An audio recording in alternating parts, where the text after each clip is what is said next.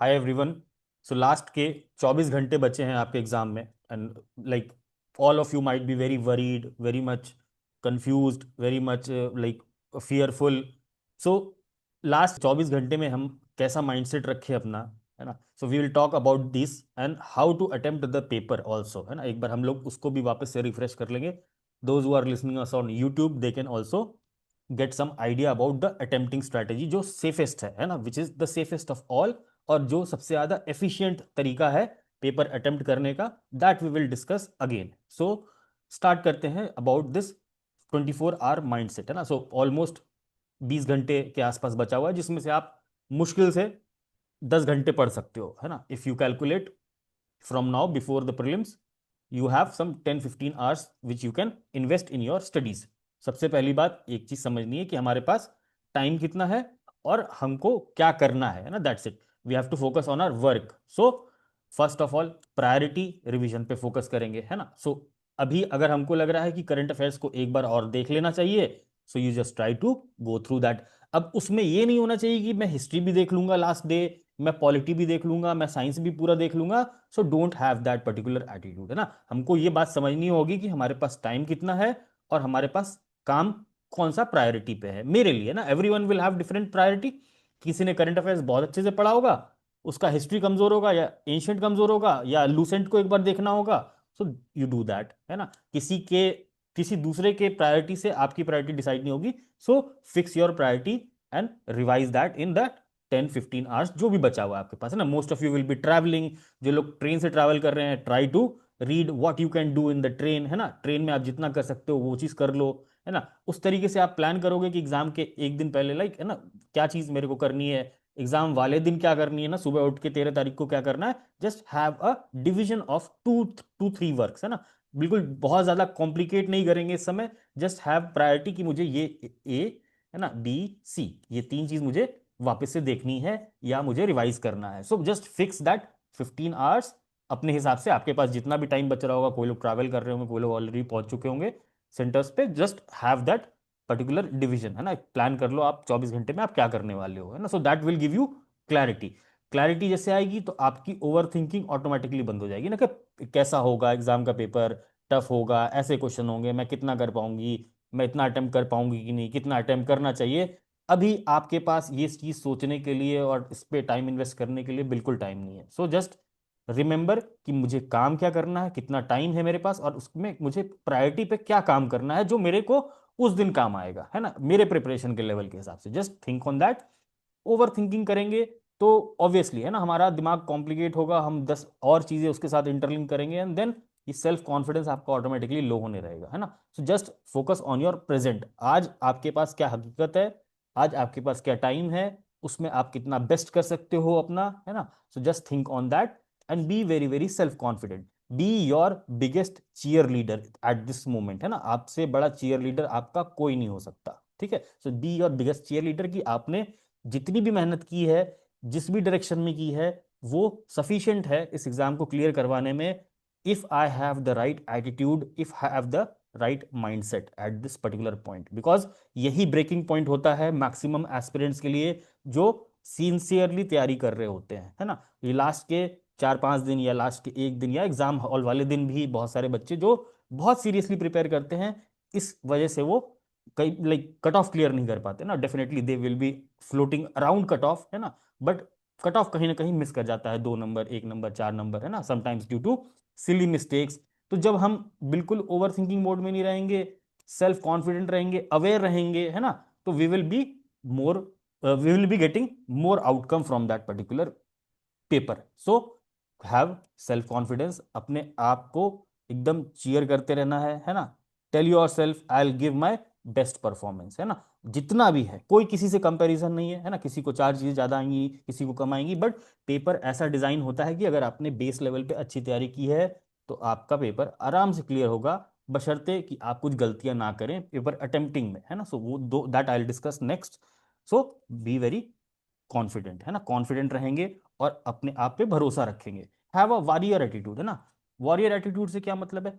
C, this is a competitive exam, सबको पता है ना, अभी कोई बच्चे तो नहीं हो आप लोग। So this is a competitive exam. इसमें दोनों पक्ष हैं, है ना। Like there is a particular thing इसका दो आउटकम निकल सकता है। आपको लड़ना है किस चीज के लिए, है ना, you are fighting to win. So winning is a kind of warrior nature, है ना, like you must have read about Mahabharata. So just remember कि आपको वॉरियर एटीट्यूड रखना है अपना, कि मैं जीतने के लिए लड़ रहा हूं, मैं हारने के लिए नहीं, हार के डर से नहीं लड़ रहा हूं। जस्ट रिमेंबर, फंडामेंटल बात है कि आपको एक वॉरियर एटीट्यूड रखना है कि मैं जीतने के लिए जा रहा हूं, मैं हारने के लिए नहीं जा रहा हूं, या मैं डर के कारण नहीं जा रहा हूं। ठीक है, so just have this particular clarity, है ना, बी कॉन्फिडेंट कि आपने जो भी किया है, जितनी भी तैयारी की है, that is good enough to clear this paper. And और पेपर वैसे ही डिजाइन होता है कि उसमें लॉजिक भी लगेगा, उसमें, है ना, कुछ बेसिक बातें भी होंगी जो सबको पता होती हैं, है ना, एक सर्टेन लेवल ऑफ प्रिपरेशन के बाद सबको पता होती हैं। आपको बस सही से सही स्ट्रैटेजी से वहां पेपर अटेम्प्ट करना है, and you will be able to clear the cut off, है ना, जिस जैसा भी पेपर आए। Don't worry about that outcome. Outcome पे फोकस नहीं करना है, बस अगले 24 घंटे को फोकस करना है अपने प्रोसेस पे। Next is paper attempting strategy. This I have already discussed multiple times. एक बार वापस से आप लोगों को बता देता हूं, जिसकी अभी जो भी पेपर अटेम्प्टिंग स्ट्रेटेजी है, आपने जो भी फिक्स कर रखा है, आप प्लीज उसके साथ जाइएगा। And if you have not, if you don't have any attempting strategy right now, just follow this, है ना। तो पेपर हमको सबसे पहले मिल जाएगा, है ना। पेपर मिलते साथ ही हम क्या करेंगे, 2 से 3 मिनट के अंदर पूरा पेपर स्कैन कर लेंगे एक बार, है ना, जस्ट पलट पलट के देख लेंगे कौन सा सेक्शन कहाँ है, किस तरीके क्वेश्चन है, स्टेटमेंट बेस्ड कितना है, वन लाइनर कितना है। तो you will get a rough idea about the level of paper ना, इन टर्म्स ऑफ कितना लेंथ है पेपर का। So do that in first 2 to 3 minutes. Paper इसे मिला 2-3 मिनट पहले मिल जाता है किनको, है ना, like so just go through that. जैसे ही बेल बेल बजी, हमको क्लैरिटी होनी चाहिए कि दिस इज माई राउंड 1, और इसमें मुझे हर क्वेश्चन को सही से रीड करना है। आप किसी भी सीक्वेंस में कर सकते हैं, 1 नंबर से स्टार्ट करके 2, 3, 4, 5 ऐसे जा सकते हैं। कोई बोलता है कि ना 50-50 का चंक बना लो, है ना, उस वैसे करो। आपको सिंपल सी बात है, पहले राउंड में सारे के सारे क्वेश्चंस को अच्छे से पढ़ना है, और उस पर डिसीजन लेना है कि वो 100% श्योर है आपके लिए, 50% श्योर है, या 33% श्योर है। मतलब कि इसमें आपको एकदम से पता है कि यही आंसर है, या 50-50, मतलब दो ऑप्शन आप एलिमिनेट कर पा रहे हो, या यहाँ पर सिर्फ एक ऑप्शन एलिमिनेट कर पा रहे हो, या नन, है ना। तो आपको क्वेश्चन का कोई आइडिया नहीं है, आप बिल्कुल रिस्क नहीं लेना चाहते, क्योंकि अगर आप करोगे तो आपको कोई आइडिया ही नहीं, तो आप उसमें बिल्कुल निगेटिव में जाओगे। सो देर विल बी सम 15-20 या 10-15 questions depending upon everyone's level of understanding, level of preparation, all those things. ठीक, तो यहाँ पर पहले राउंड में पेपर मिला, है ना, पेपर मिला, ओएमआर निकाला, ओएमआर को साइड में रख देंगे, ओएमआर से कोई मतलब नहीं। सबसे पहले 1 नंबर से स्टार्ट करेंगे, है ना, क्योंकि हमको 150 के 150 क्वेश्चन तो देखने ही है ना। किसी भी तरीके से करो, आपको हर क्वेश्चन पे अपना दिमाग लगाना है। So the start from 1, complicate नहीं करेंगे। 2-4-5 मिनट यहाँ बचा लेंगे, पन्ना पलटना निकालना इधर उधर करने में आपके 5-4-5 मिनट ऐसे ही वेस्ट हो जाएंगे। सो सेव दैट टाइम। 1 नंबर से स्टार्ट करेंगे, और पैनिक नहीं करेंगे कि हाँ शुरू के मेरे को 3-4 क्वेश्चन आ ही नहीं रहे हैं ना, और या शुरू के किसी के सेट में टफ क्वेश्चन आ गए, तो बिल्कुल पैनिक नहीं करेंगे। आपका नंबर आएगा, है ना, आपको भी इजी क्वेश्चन मिलेगा अगर पेपर में इजी क्वेश्चन है तो, और सबको वो क्वेश्चन मिलेगा ही मिलेगा। सो उसको किसी को पहले मिल जाएगा, किसी को बाद में मिल जाएगा। तो अपने को ये दिमाग में रखना है कि पेपर का लेवल अच्छा होगा, and I have to be very conscious कि मैं कहीं पे भी अपना इमोशनल ब्रेकडाउन ना करूं पेपर में ना। कि कई लोग, like people, they have this happens with many of the people. I will not narrate story right now, but just understand कि मुझे हर क्वेश्चन को सही से पढ़ना है, in the sense not not दिया हुआ है कि, है ना, क्या पूछ रहा है ना। सो बी वेरी क्लियर, है ना, और उसको अच्छे से रीड करेंगे, उस पर डिसीजन लेंगे समझ के, अपने नॉलेज के हिसाब से, अपने लॉजिक के हिसाब से, कि वो 100% श्योर है।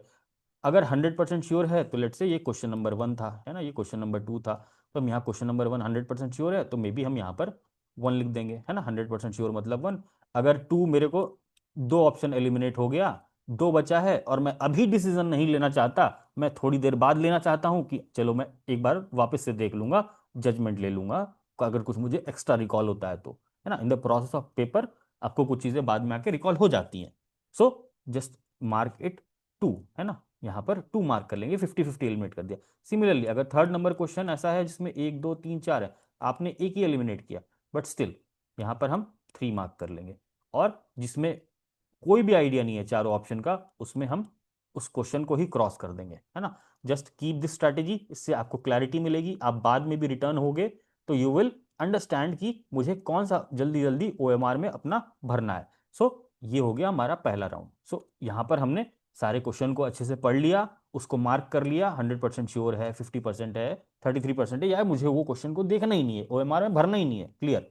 कोई भी कंडीशन आ जाए, मेरा दिमाग अभी उस, एंड बी वेरी कॉन्शियस है ना about your decisions at that time, कि मैं क्यों ले रहा हूँ ये डिसीजन, बी वेरी क्लियर वहां पर, है ना। सो यू डिसाइड कि मुझे ये क्वेश्चन नहीं अटेम्प्ट करना है, और मैं आखिरी आखिरी तक इसको नहीं अटेम्प्ट करूंगा किसी भी लालच में, है ना। बिकॉज मुझे पता है कि ये क्वेश्चन करूंगा गलत होगा, और मुझे निगेटिव से भी बचना है, क्योंकि आपको अपनी एक्यूरेसी भी बढ़ानी है, ठीक है। अटेम्प्ट बढ़ाने के बाद अगर आप 140 अटेम्प्ट कराए और उसमें से 50 क्वेश्चन गलत कराए, तो उसका कोई सेंस बनेगा क्या, ना। B very conscious about that also, ठीक है।